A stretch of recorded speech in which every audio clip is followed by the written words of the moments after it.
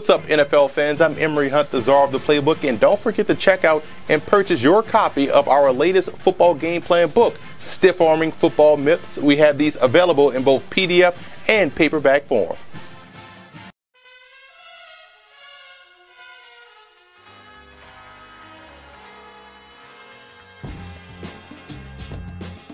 For the Eagles in this ball game, the offensive misdirection will be key. We'll talk about it later on in the video, but I love the way they get these guys at the second level going one way and then they come back the other way, whether it be in the running game or even in the passing game. They do a great job of attacking the second level of their opponent's defense. And I would combo cover Dez Bryant as well as Jason Witt, maybe play inside out versus Witt, linebacker on the inside, safety on the outside, or vice versa.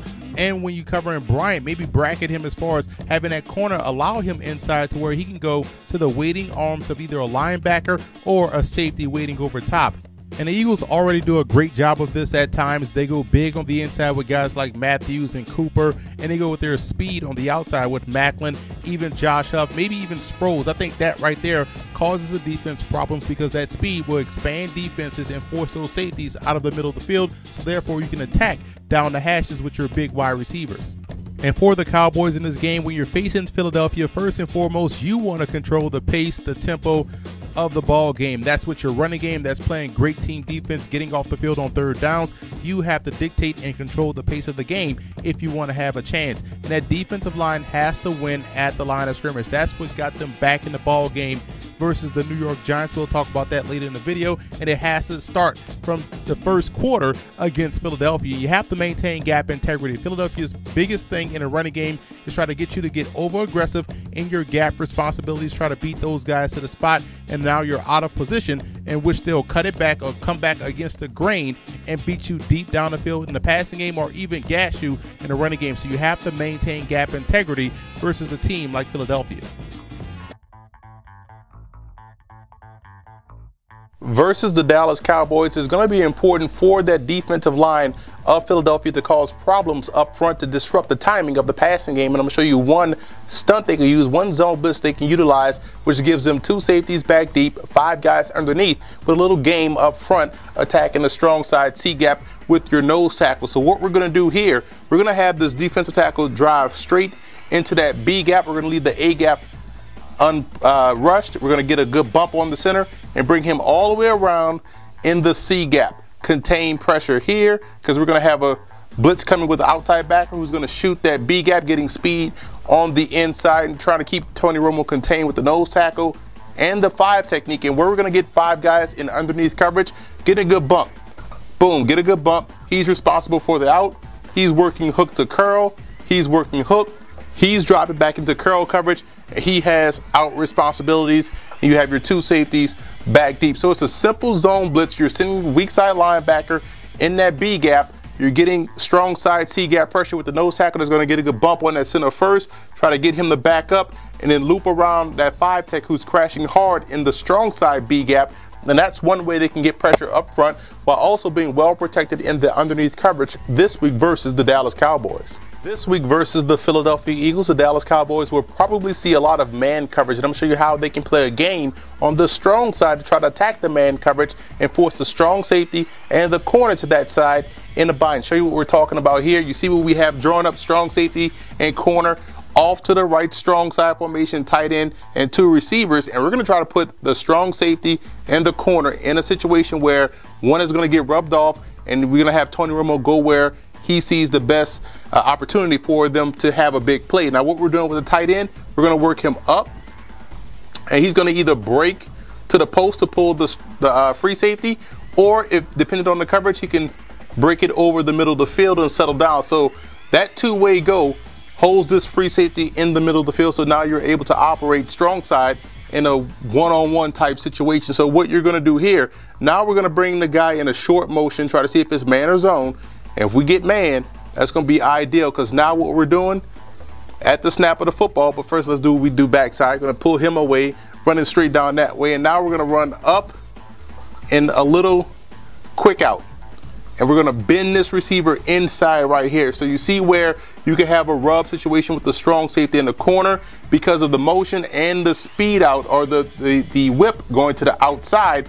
Bending this route inside could get him here, perhaps run off that strong safety, and now you have the receiver wide open catching that football on the run and being able to turn it upfield. But all because of we're able to hold this free safety in the middle of the field, you're able to operate one-on-one. If this guy doesn't switch properly, or if he pulls on him, you have the receiver going deep down the field on a strong safety. That's ideally what you want, but it's all about reading the strong safety in the corner, because we're holding the safety in the middle of the field with the tight end, and that's one way the Cowboys this week can attack man coverage versus the Philadelphia Eagles.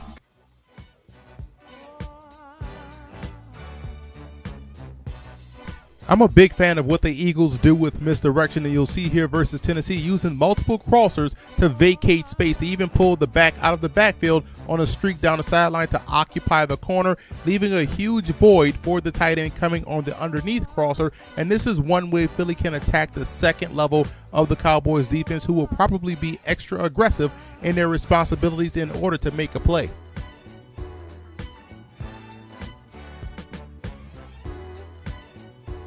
Last week versus the New York Giants, the Cowboys' turnaround was sparked by the play of their front seven. The defensive line started to fire off the football, occupying blockers and giving the linebackers room to make a play. You're going to see right here an excellent twist up front in which Nick Hayden, the defensive tackle, is able to clog the hole, forcing the running back to bounce outside, which gives linebacker Rolando McClain a clear shot in the hole to make a play. This was an excellent job of playing with technique, controlled aggressiveness, and staying assignment sound, all of which, in my opinion, has to happen this week versus Philadelphia if they want to have success. And again, from the end zone cam, you'll see it right there. Great discipline by McClain, slow playing the run, meeting the running back in the hole, and making a pop for no gain.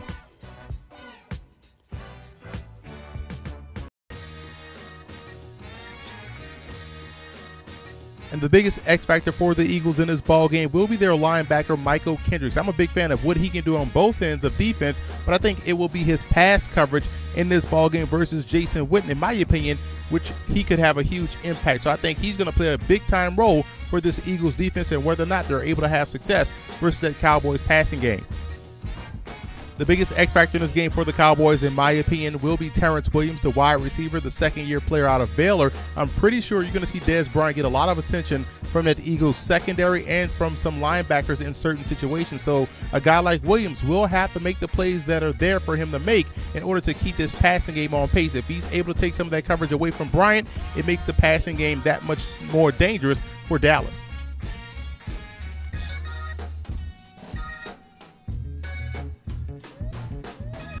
I like the Cowboys in this ball game. When you're able to control the line of scrimmage on both sides of the ball, you're going to win a lot of football games. And I think what will happen in this matchup, the Cowboys will come in, try to shrink the ball game with their running attack, with DeMarco Murray and company being able to operate off play action. And defensively, I think they'll do a great job in playing assignment sound within their front seven and knocking out Philadelphia, getting those guys off the field. So I think Dallas will take care of Philadelphia, putting them in first place in the NFC East. What's up, fantasy football fans? I'm Emery Hunt, the czar of the playbook. For all of your starts, sits, fantasy football notes, news, and tidbits, tune into our podcast, Football Game Plan Starting Lineup, every Wednesday at 8 p.m. Eastern Time on our Football Game Plan Radio Network, which is located at blogtalkradio.com/footballgameplan. And I also want to give a huge shout out to Eagle fan forums and Cowboy fan forums for always showing Football Game Plan support.